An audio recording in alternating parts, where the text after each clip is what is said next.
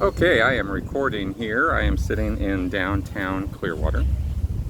I don't know if you can hear that bass in the background, but it's the only non-Scientology activity that seems to be going on down here on this Sunday afternoon. I have now seen everything as far as coming down to downtown Clearwater, walking past the Fort Harrison and the Superpower building and all of the other ancillary Scientology buildings, and then going down to the park, Coachman Park, which is where Mike Rinder's bench is, memorializing him. And I sat there and was gonna make a video there, but it was I kind of wore myself out this morning getting down here, and it's real hot down here. I have forgotten what humid Florida weather is like, and I've been outside for the last many hours walking around in this, and this is not Colorado. I have been like sweating in sheets. I had a lot of things on my mind to share today, and so that's why I'm pre-recording this video rather than trying to do it live, because I don't want to have another mess up like yesterday where you can't hear half of it. So hopefully this will work as I record some thoughts here. Mike obviously was very, very important to me, but I just don't think I can actually put in words the impact and the significance of Mike to me. His work, his integrity, his whole approach to this stuff. This stuff being, fighting cults, fighting Scientology, fighting oppression, taking on people who want to hurt other people, prey on them. They're all around us, and we got to deal with it. And I haven't particularly thought over all these years about the personal cost of this. You think about the financial cost, of course. You think about the especially now. You think about how things are and how you'd want them to be. But fighting cults is not something that is very popular, but it is just kind of a thing that I feel that I need to dedicate my life time to, because I don't know what else to do with myself, and quite honestly, it's the thing I'm best at, helping people out and doing whatever I can to educate people about how this stuff works. And I said Mike is inspiring. I wanted to talk about something today. This isn't going to be a super long video, by the way. I mean, we're 3 minutes in, and I feel like I'm rambling a little bit, so I want to get to the point, which is Mike's service was stellar.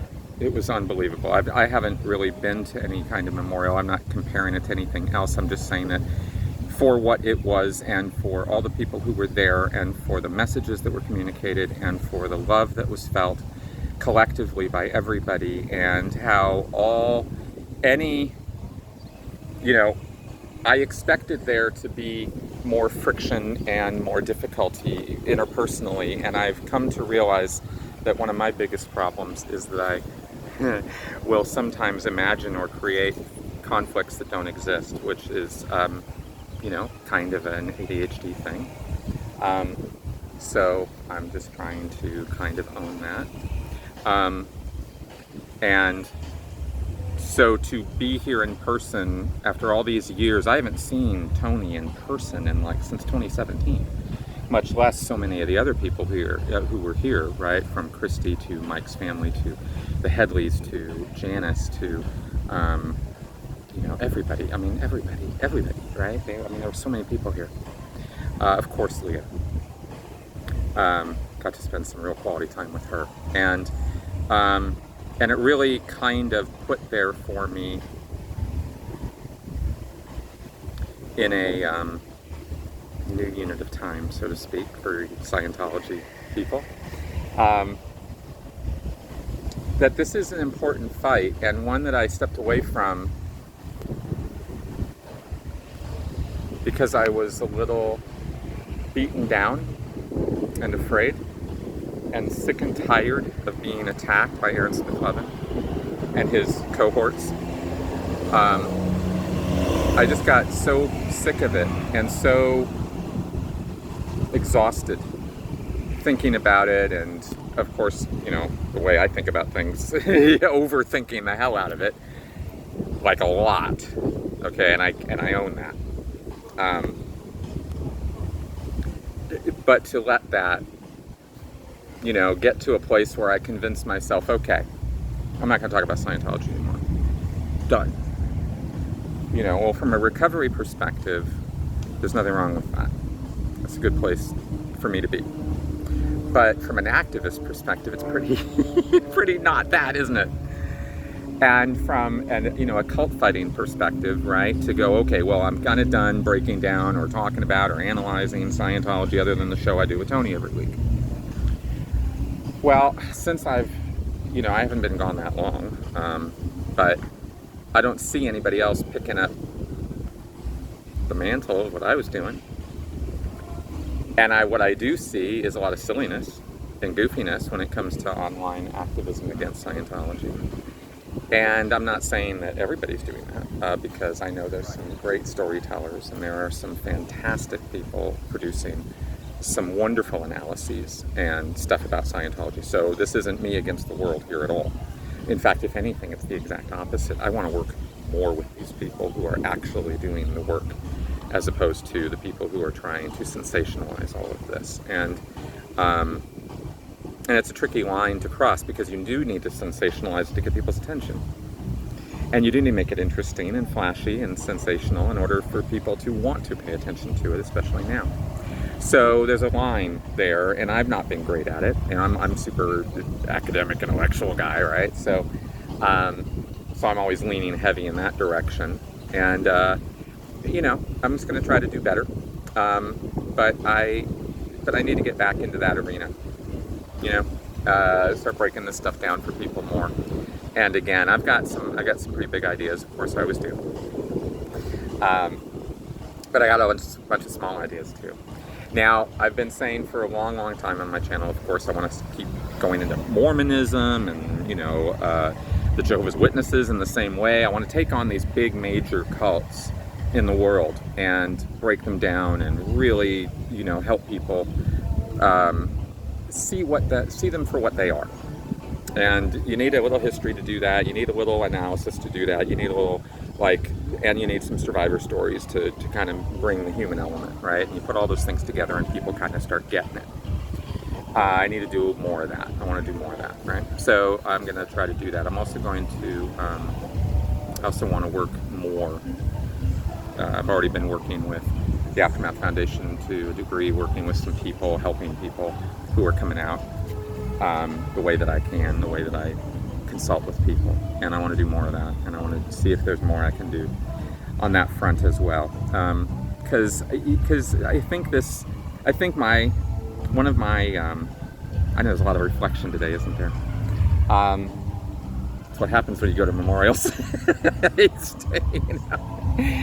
Yeah, you start thinking a lot, you know, and I want to. I feel like, you know, I've been this, you